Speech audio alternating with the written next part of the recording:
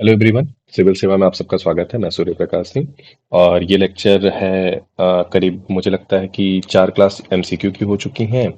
Around उसमें करीब 70 MCQs के अराउंड कवर हो चुका है और मेरा टारगेट है 100 प्लस करने का। अभी सोशल सिक्योरिटीज़ के बचे हैं, मैं ये लेबर लॉ के लिए अकॉर्डिंग बता रहा हूँ। प्लस मेरा टारगेट है कि अभी ये जो चार कोड है 2020 में उनको कवर करने का। ठीक है, उन चार कोड में से करीब ये दूसरा लेक्चर है और 2 लेक्चर और आएंगे कोड के ऊपर। उसके बाद सोशल सिक्योरिटीज पे शुरू होंगे। तो आपको बताया था मैंने पिछले क्लासेस में कि 4 कोड है। कौन कौन से? कोड ऑन इंडस्ट्रियल रिलेशन, फिर दूसरा है कोड ऑन ऑक्यूपेशनल हेल्थ, ये जो कि उसी का पार्ट है, और तीसरा है सोशल सिक्योरिटी, और चौथा है कोड ऑन वेजेस। ठीक है, उसमें कौन कौन से आते हैं एक्ट, उस पर बात करेंगे। तो पहले, उससे पहले अगर आपको ये पीडीएफ चाहिए तो उसको टेलीग्राम चैनल जो लिंक पे है उसको आप फॉलो कर लीजिए आप वहाँ पे जाके। और आपको वहाँ पे पीडीएफ और भी करंट अफेयर प्लस मैं एक प्रोग्राम स्टार्ट कर रहा हूँ। मंडे से वो स्टार्ट होगा, संडे संडे से मतलब आपको मिलने लगेगा कि लास्ट 4 वीक में आपका क्या क्या प्लान रहे। ठीक है, और उस पर अभी अभी मैं एक वीडियो भी डालूंगा कि लास्ट वीक में 4 वीक में कैसे आप किन किन चीज़ों पे फोकस करेंगे और क्या क्या प्लान होगा पर डे वाइज आपको मिलेगा।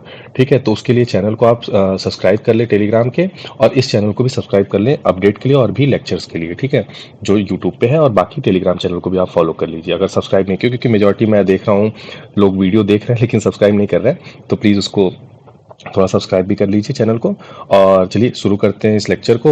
उससे पहले मैं आपको जो बेसिक चीज़ें थी बता दिया कि पीडीएफ आपको टेलीग्राम लिंक से मिल जाएंगी। ठीक है, तो पिछला अगर आपने लेक्चर नहीं देखा है तो पहले पिछले कुछ लेक्चर्स हैं उनको भी देख लीजिए, क्योंकि उसको देखेंगे तो आपको समझ में आएगा। अगर इस लेक्चर को देखना है तो कोड का पहला एक लेक्चर हो चुका है, जो कि आपको वीडियो मिल जाएगा।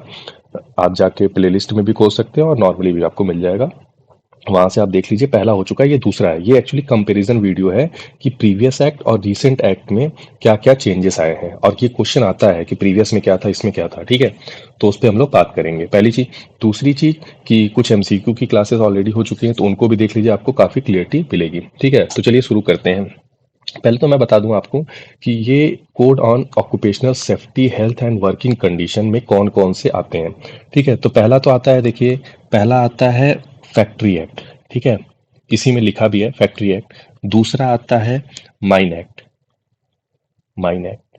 तीसरा आता है डॉक वर्कर, डॉक वर्कर में ही आते हैं सेफ्टी और ये सब। ठीक है, एक्ट। ठीक है, ये 3 एक्ट इसको कंपाइल करके एक एक्ट बनाया गया। ठीक है, और बेसिकली इसमें बहुत सारे एक्ट हैं, लेकिन ये मेजर 3 एक्ट हैं जिसमें कि जिससे कि बाकी एक्ट को इसको कंपाइल किया गया। टोटल 4 एक्ट बनाए गए थे, आपको मैंने बताया था पहले। ठीक है, अभी भी इस वीडियो में भी बता दिया हूँ, और नहीं आपने देखा तो वो टेलीग्राम पे पिछले वाले का भी पीडीएफ बचा है, और उस क्लास को भी देख लीजिए। अराउंड देखिए, मैं कहता हूँ कि 40% सिलेबस तो यहीं पे आपका कवर हो जाएगा लेबर लॉ का, अगर ये 4 कोड को और पिछले कोड को कंपेयर कर लेंगे तो आप। ठीक है, ये लॉ का है। उसके बाद फिर आपको मिल जाएगा इंडस्ट्रियल रिलेशंस पे भी एमसीक्यू मिल जाएंगे। पॉलिटिकली कॉन्स्टिट्यूशनली क्या लेबर लॉ का वो है, वो भी आपको एक लेक्चर में मिल जाएगा। वो क्लास 2 होगी टेस्ट की। ठीक है, तो उन जाकर उन वीडियो को, उन लेक्चर को देख लीजिए और चैनल को सब्सक्राइब कर लीजिए, टेलीग्राम चैनल को भी फॉलो कर लीजिए। ठीक है, तो देखिए पहला क्या कहते हैं, definition of factory. Definition of factory कहता है कि किसको हम लोग फैक्ट्री बोलेंगे। ठीक है, जिसमें 10 वर्कर काम कर रहे हों। ठीक है, पावर वाले में, जहाँ पे कि पावर यूज हो रहा है, और वहां पे जहाँ पावर यूज नहीं हो रहा है उसमें 20 वर्कर काम करने चाहिए। ये पहले के एक्ट में था। ठीक है, जो पुराने एक्ट थे, फैक्ट्री एक्ट 1948 में। लेकिन रिसेंट टाइम में क्या हुआ है कि 20 वर्कर जहाँ पे काम कर रहे हैं उस प्रेमाइसिस में जहाँ मैन्युफैक्चरिंग हो रही है, मैन्युफैक्चरिंग मतलब कुछ बनाया जा रहा है। ठीक है, वहां पे विदाउट यूजिंग पावर। ठीक है, carried out, sorry, using power, यहाँ पे जस्ट डबल हो गया है। ठीक है, 10 से 20 हो गया है। और 40 worker premises where carried out without power, यहाँ पे पहले 20 था, अब 40 हो गया। तो ध्यान दीजिएगा, दोनों में डबल हुआ है। ठीक है, उन जगहों को हम लोग फैक्ट्री का पहले दर्जा देंगे। फैक्ट्री का दर्जा कब देंगे?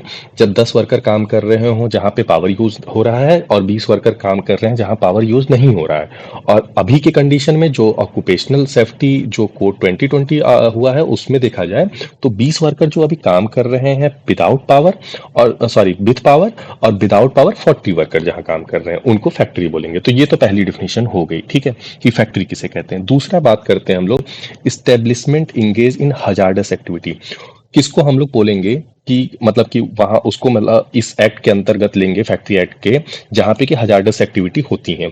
तो factory act covered only hazardous industry where business trade occupation is carried out with 10 और मोर वर्कर। जहाँ 10 से ज्यादा वर्कर काम करने वाले होंगे, उनको फैक्ट्री एक्ट कहता था कि वो जो है हजार्डस एक्टिविटी में आएंगे, जहाँ पे हजार्डस एक्टिविटी हो रही है। अगर 10 से 8 या 9 लोग काम कर रहे हैं, तो अगर हो भी रहा था तो उस एक्ट के अंतर्गत वो कवर नहीं हो रहा था। ठीक है, अभी क्या कर दिया गया, all established work any hazardous activities carried out regardless of number of worker. अब नंबर ऑफ वर्कर से नहीं मतलब है, आप कितने भी नंबर हो, लेकिन वो अगर हजार्डस एक्टिविटी है तो हजार्डस एक्टिविटी में उसको कवर किया जाएगा इस एक्ट में। ठीक है, पहले ऐसा था कि अगर 8-9 वर्कर काम करते थे तो उसको नहीं लिया जाता था। ठीक है, एक्चुअली थोड़ा सा ब्रिटिश से इन्फ्लुएंस था उस समय का एक्ट, और चीज़ें क्या थी, उतनी ऑर्गेनाइज नहीं थी। अब चीज़ें काफ़ी ऑर्गेनाइज हो चुकी हैं, इस वजह से चीज़ें बहुत ही ईजिली समझ में आ रही हैं कि वर्कर के वेलफेयर के लिए भी काम करना पड़ेगा। और एक्चुअली ये जो आया है एक्ट, बेसिकली ये 2020 में आपको पता होगा लॉकडाउन कोरोना की वजह से लगा था। अब कोरोना की वजह से जब लॉकडाउन लगा तो बहुत सारे लेबर वेलफेयर की चीज़ें को पे बात की गई, इंटर स्टेट माइग्रेशन की बात की गई। तो उन चीज़ों को देखते हुए और समयानुसार देखते अमेंडमेंट होना चाहिए। अमेंडमेंट क्या बताता है ना, कि आप चीज़ों को समझ रहे हैं कि पब्लिक की नीड क्या बढ़ रही है, क्या चेंजेस आ रहे हैं। इसीलिए आप देखेंगे कॉन्स्टिट्यूशनल कितने अमेंडमेंट हो चुके हैं। और जब कॉन्स्टिट्यूशन बना था तो चीज़ें अलग थी। पहली चीज, यहाँ पे दो चीज और मैं बता दे रहा हूँ आपको, कि आर्टिकल 23 कहता है फोर्स लेबर की बात करता है। आर्टिकल 23 फोर्स लेबर की बात करता है मेन के लिए, और आर्टिकल 24 बात करता है चाइल्ड लेबर के लिए। तो ये दो क्वेश्चन में से एक क्वेश्चन कभी कभी बनता है इन दोनों में से, ध्यान दीजिएगा। ये लेबर लॉ का ही पार्ट है, और इसका मैंने वीडियो में कराया है, तो आप जाके पिछला क्लास 2 जो होगा, टेस्ट 2 टाइप का, उसमें आप जाके देख सकते हैं। ठीक है, नेक्स्ट आते हैं कॉन्ट्रैक्ट लेबर। कॉन्ट्रैक्ट लेबर क्या होता है? ठीक है, the government may prohibit employment of contract labour in some cases. पहले भी था ऐसा कि उस गवर्नमेंट ने तो प्राइवेट किया था, लेकिन सब कुछ केसेस में इसको रखा गया था, क्योंकि बहुत सारी इमरजेंसी वाली केसेस आती हैं जहाँ पे कि कॉन्ट्रैक्ट लेबर की यूज होते हैं। ठीक है, तो उस केसेस में इनको रखा गया था। अब क्या था वो कि the work is perennial nature. ठीक है, ये ध्यान दीजिएगा, अगर वर्क पेरिनियल नेचर का है तब तो रखा जाएगा। ठीक है, the work perform by contract worker is necessary for the business carried out by the base establishment. अगर जो कॉन्ट्रैक्ट वर्कर हैं उनके द्वारा काम किया जाना बहुत ही नेसेसरी है, जरूरी है कॉन्ट्रैक्ट वर्कर के द्वारा, तब जाके उसको अलाउ किया जाएगा। फिर the same work is carried out by regular workman. ठीक है, अगर मतलब सेम वर्क रेगुलर वर्कमैन द्वारा किया जा रहा है तो भी कॉन्ट्रैक्ट वर्कर अलाउ है। ये था प्रीवियस एक्ट में, लेकिन अब रिसेंट टाइम में क्या हुआ है, न्यू कोड कहता है कि वो भी प्रोहिबिट तो पूरा करता है, लेकिन इन कोर एक्टिविटी में पूरे करता है, लेकिन यहाँ पे भी एक्सेप्ट कुछ केसेस हैं जहाँ पे कि वो चीज़ें मतलब कि कंडीशन बदल गई हैं। ये कब है, the activity is ordinary done through contractor. मतलब कुछ ऑर्डिनरी सी एक्टिविटी हैं, मतलब उसको करने के लिए कॉन्ट्रैक्टर के थ्रू कर देते हैं। ठीक है, दूसरा क्या है, raise full time worker for the major portion of the day. ठीक है, मतलब मेजर पोर्शन ऑफ दिन है, उसके लिए कुछ मतलब कि फुल टाइम का मतलब वर्कर का काम के लिए कभी कभी रख लिया जाता है। ठीक है, the activity are such that they do require to full the worker for the major portion of the day. ठीक है, मेजोरिटी पोर्शन दिन के काम करने के लिए कभी कभी रख दिया जाता है। कुछ केसेस बनाए गए हैं। देखिए, ये सर्कमस्टेंशियल है, किसी किसी सर्कमस्टांस में वो जरूरत थी पिछले वाली, तो पिछले वाली चीजें थी, the same work carried out by regular workman. अब पेरिनियल नेचर और establishment carried out by business. ठीक है, अभी क्या है, वो कंडीशन बदल गई है, तो इसलिए उस हिसाब से है। अब देखिए इसमें क्या है, द सडन इंक्रीज। अब मान लीजिए एक इसका मैं एग्जांपल दे रहा हूँ, there is a sudden increase in the volume of work in core activity need to complete in the specific time. अब देखिए क्या हुआ, मान लीजिए एक रोड बनाना है, कंस्ट्रक्शन करना है। ठीक है, अब कॉन्ट्रैक्टर के पास क्या है ना, कि एम्प्लॉय बहुत उतने हैं नहीं, और मान लीजिए पीएम ने बोल दिया है कि मुझे इसको ये चाहिए दिसंबर में चाहिए, मान लीजिए आज से। ठीक है, आज से करीब बचा है 7 महीने, और ये रोड का अगर एक्चुअल देखा जाए काम करने में टाइम जो लगता है, वो लग रहा है करीब करीब 12 महीने। तो अब 5 महीने का जो काम इनको एक्स्ट्रा कराना होगा कॉन्ट्रैक्टर को, उसके लिए उनको वर्कर बढ़ाने पड़ेंगे। तो उस समय के लिए वो जो मतलब कि सडन टाइम में जो एक काम को कंप्लीट करने का लिमिट दिया गया है, उसके चक्कर में कॉन्ट्रैक्ट लेबर को वो हायर कर सकते हैं कॉन्ट्रैक्टर। ठीक है, तो ये एक कंडीशन हो गई। ठीक है, नेक्स्ट आते हैं वर्क आवर लिमिट। पहले क्या था, 9 घंटे की लिमिट थी, 9 घंटे आपको दिन में काम करने का लिमिट था। अब क्या हो गया है, वो 8 घंटे कर दिया गया पर डे। देखेंगे मेजोरिटी जगहों पे अब 8 घंटे की शिफ्ट चलती है, और कभी कभी 3 शिफ्ट में काम होता है, तो 8-8 घंटे का शिफ्ट होता है, ध्यान दीजिएगा।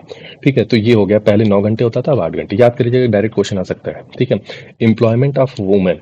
पहले क्या था, वुमेन का एम्प्लॉयमेंट 6 बजे से शाम को, सुबह 6 बजे से शाम को 7 बजे तक होता था। उसका कारण था कि मतलब सॉरी माफ़ कीजिएगा, सुबह 6 बजे से शाम को 7 बजे तक करती थी काम, उसके बाद नहीं कर सकती थी। मतलब 7 बजे रात से लेकर के सुबह 6 बजे तक वो काम नहीं कर सकती थी। कारण क्या था कि पहले वुमेन सेफ नहीं थी, वुमेन सेफ्टी के ऊपर बहुत ज़्यादा दिक्कत थी।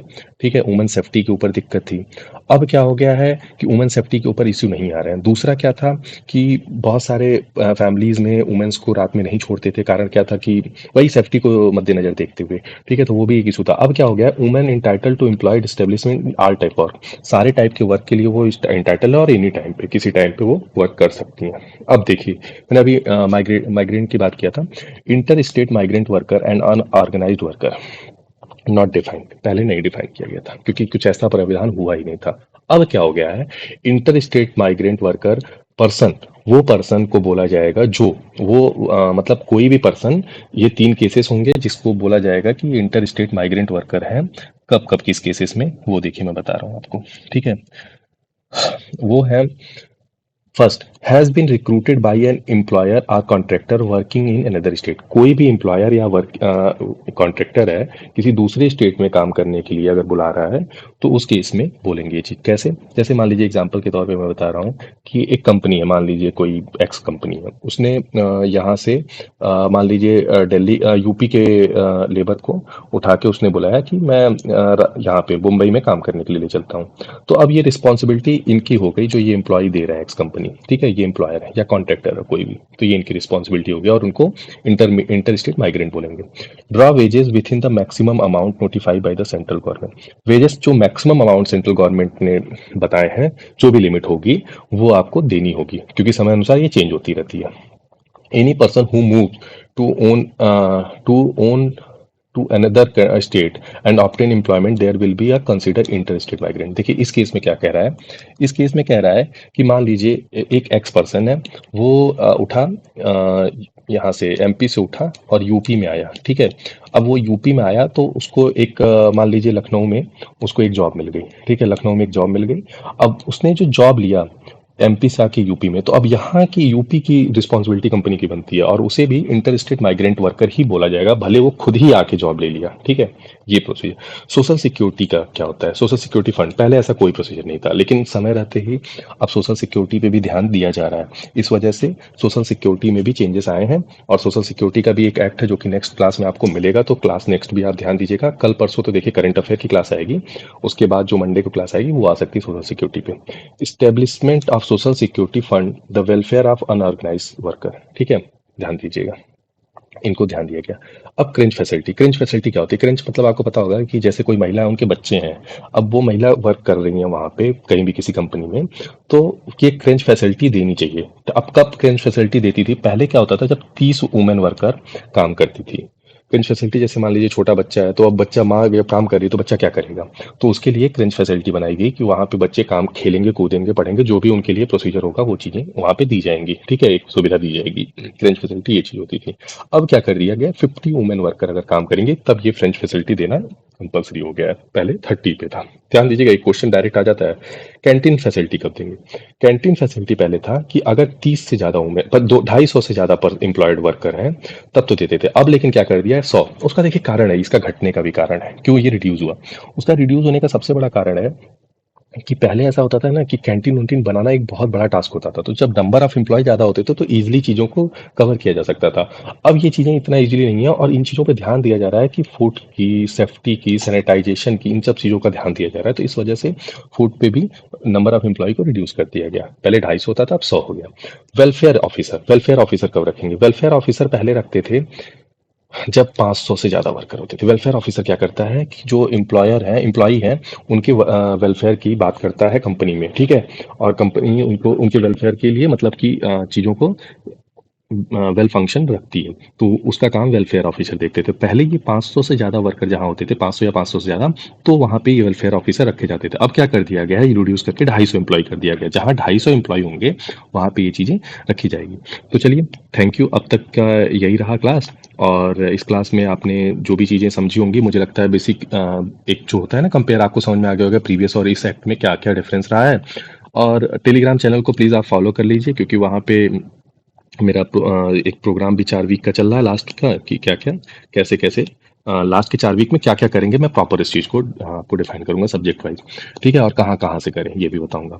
और प्लस चैनल को सब्सक्राइब कर लीजिए। तो मिलते हैं नेक्स्ट वीडियो में। Thank you.